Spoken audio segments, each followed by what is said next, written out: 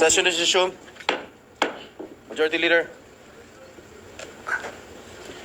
I move that we consider the budget of the Office of the Vice President and recognize the sponsor, Senator Grace Poe, for her opening statement, and to likewise deliver a belated manifestation concerning the budget of the Office of the President, and later to interpellate Senator Bongo. I so move, Mr. President. Senator Grace Poe is hereby recognized. Thank you, Mr. President. I would just like to insert into the records the budget for the Office of the President earlier, and also our message of welcome to the delegates that were here earlier.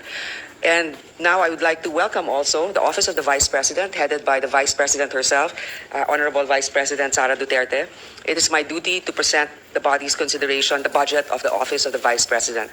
With that, I'm ready to begin with any manifestation or questions. Thank you. Mr. President, Senator Ronald De La Rosa is seeking the floor. I move that he be recognized. Senator De La Rosa is recognized. Thank you, Mr. President, Majority Leader.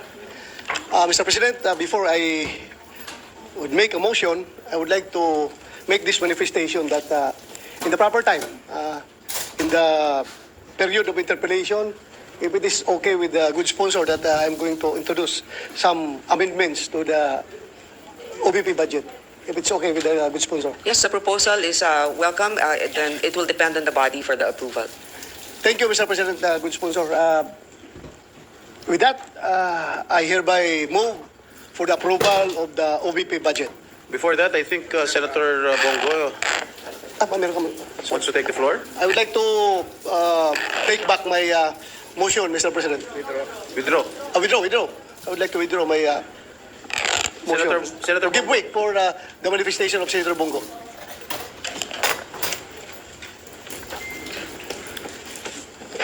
Thank you, Mr. President. As we know, the Office of the Vice President ang ikalawang pinakamataas na opisina sa ating gobyerno.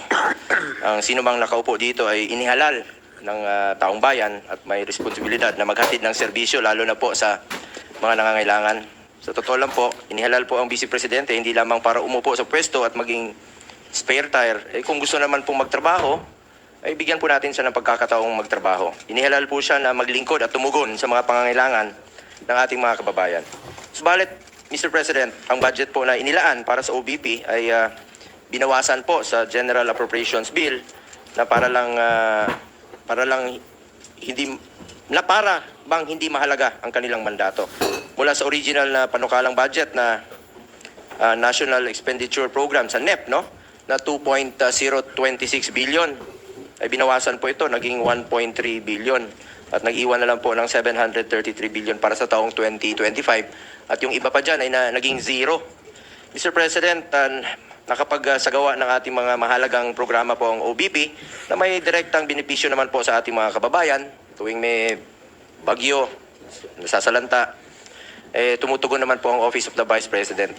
Mayroong mga inisyatibang OBP tulad ng Magnegosyo Taday na nagbibigay po ng grants at training para sa kabuhayan ng mga maliliit na negosyante at kababaihan, at ang Educational, Medical and Burial Assistance Program na naglalaan po ng tulong pinansyal para sa mga kababayan nating nangangailangan. Sa panahon po naman ng kalamidad, nandiyan po ang Disaster Response Program ng OBP na nagbibigay po ng agarang tulong, relief packs at iba pang suporta sa apektadong lugar. Kung tayo nga na sa legislative ay tumutulong tayo at hindi natin nililimitahan ng sarili natin bilang mambabatas lamang at trabaho naman natin, representation, constituency at legislation, lalo na po ang Office of the Vice President na executive yung function nila. Sana po bigyan natin ng pagkakataon na makapagtrabaho naman po ang Office of the Vice President. Ngunit ang mga nabanggit ko pong mahalagang programa ng OBP ay maapektuhan dahil bahagi rin po dito ng tinanggal sa budget ng OBP sa ilalim ng General Appropriations Bill. Mr. President, public offices in general are meant to serve the Filipino people, lalo na kung lumalapit sila diretso ang kanilang opisina sa ating mga kababayan. Basic mandate po ang tumulong, lalo na po sa nangangailangan ng social services. Mr. President, ang pagbawas po sa budget ng OBP ay direktang makakaapekto sa kakayahan ng OBP na makapaghatid po ng serbisyong naglilingkod sa tao mula sa Luzon, Visayas at Mindanao para nating tinanggalan ng kapasidad ng isang ahensya, or in this case, isang halal na pinuno ng bansa na magserbisyo po. Kaya po nananawagan po sana ako sa mga kasamahan natin dito na sana po madagdagan, no, o maibalik ang pondo po na naaprubahan sa NEP for 2025 para naman po makapagtrabaho ng maayos ang ating Vice Presidente na parte po ng executive branch of the government. Para naman po para naman meron tayong working Vice President at hindi lang po spare tire. Gusto naman po magtrabaho ng ating Vice Presidente. Huwag ho nating pilayan ang gustong magtrabaho. Sa totoo lang po, ang daming opisina na mas malaki pa ang budget kaysa OBP, pero underperforming. Ang iba nga dyan, natutulog yung pondo. Ang daming programa na pilit sinasama sa mga program funds na hindi na po nagagamit, winawalis na po.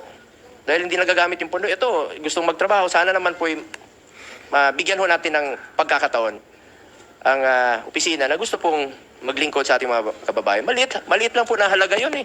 Kumpara po sa napakaliit na pie lang po yun sa kabuuang budget po ng ating bansa. Mr. President, huwag po nating ipagkait sa sambayanan ang serbisyong kanilang inaasahan, lalo na po sa panahong mas kailangan po ng taong bayan ang pagkalingan ng kanilang pamahalaan.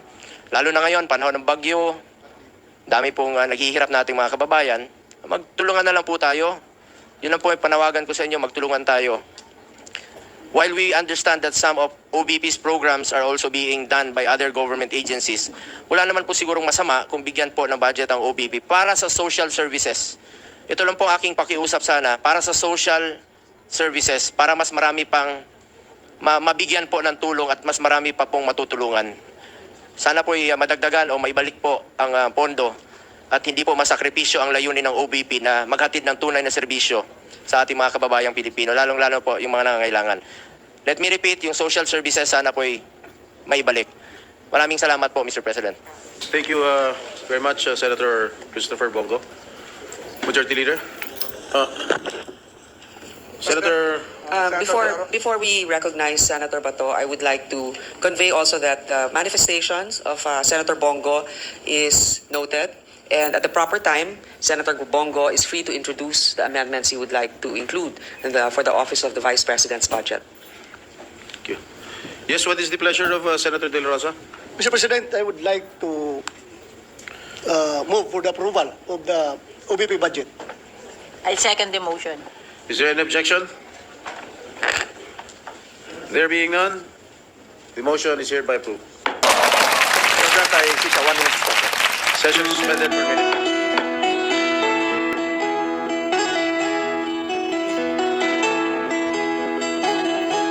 Ikaw ang Pangulo